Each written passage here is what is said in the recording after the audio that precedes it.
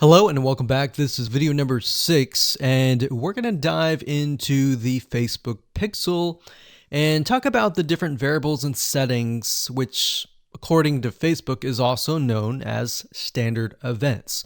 Basically, all that means is that you're going to have a different code or different keyword for different scenarios. So we're taking a look right now at a standard Facebook pixel.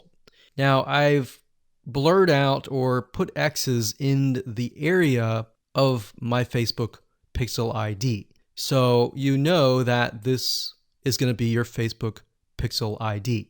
Now, if you go to facebook.com and you look for their standard events, you're going to see a list of different event codes. So you can see add to cart.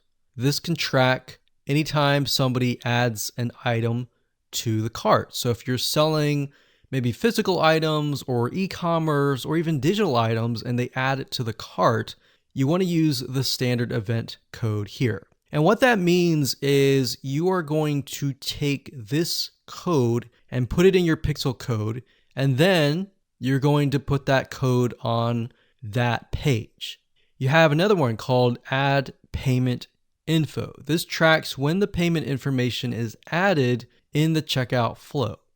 So you're going to add that to that specific page. Now, some of these will relate to you, some of them will not. So you can see complete registration.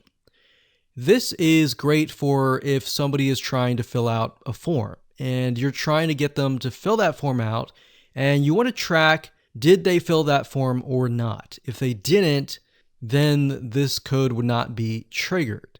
If they did, then of course they would land on the page after they fill out the form, and you would put that code on that page. We can see contact, which is if they went to a contact page and they contacted you, you could put that on the code and on that specific page. So as you can see, there are tons and tons of different standard events that relate to different actions. So we have donate, we have find location, we have initiate checkout, we have lead. Lead is whenever somebody signs up on your email list. Or they could be a form submission. They could sign up for a trial. They could land on a specific page where you would deem them to be a lead, and you would use that code right here. And then we have purchase. They also have a code for that and a value. So if you're using USD in the United States of America, and you would put the number here. So if it was $47, you would put 47.00 USD. If you were not using USD and you were using your own country's money symbol here, it could be Canadian, it could be AUS for Australia, you could put that here. And then we have schedule, we have search, we have start trial, we have submit application, we have subscribe, we have view content. So view content could simply mean they're viewing a special piece of content. So it could be something like the blog post, right? So we could send them to the blog post. You would make sure that the pixel code has this specific code in it. So why don't we go back to the pixel code and let me show you what you need to do. So let's say, for example, view content. So you're going to highlight this, click copy, and then you're going to go back to the pixel code here. And the only item that you want to change is this item here. So where it says FBQ, parentheses, track, comma, page view, we're going to remove that, and then we're going to put that here. So in this case, it's view content, and page view is going to be removed. So what we're going to do now is we're going to take this code and put it on the special piece of content page where we want to track it. Now, if it's a lead, we simply remove this and type lead. Now, when you run your Facebook ad campaign, what's going to happen is in the campaign, you'll see these keywords.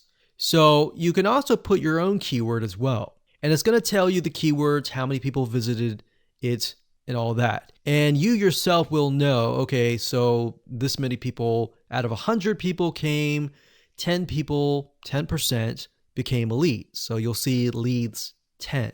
And that will give you an idea of what is actually converting. So let's do something else. Let's go back up here and let's do purchase. So we're going to copy this. We're going to go back here. And instead of a lead, we're going to copy and paste this here. This is track purchase value.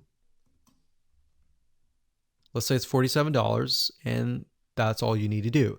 And you're going to need to take this piece of code and put it on the page that they see after they purchase. So whatever page that they are sent to or redirected to immediately, you need to put that piece of code on that page.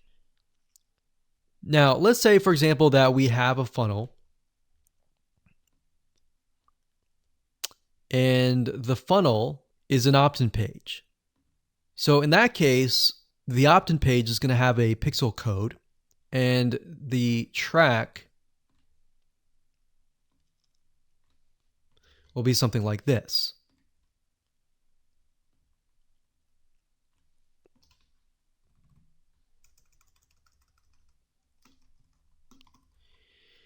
So the opt-in page could be a page view or view content, and then the next page after that, if they subscribe, could be a lead.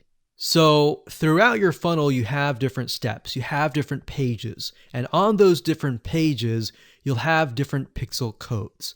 Now, while that might seem a little bit complex right now, it really isn't. It's a matter of just changing the keyword and putting the code on the right page. And then, of course, using the Facebook Pixel Helper Google Chrome extension to go back to the page, make sure that pixel is on the page, and it'll tell you if the pixel is on the page and specifically what it is.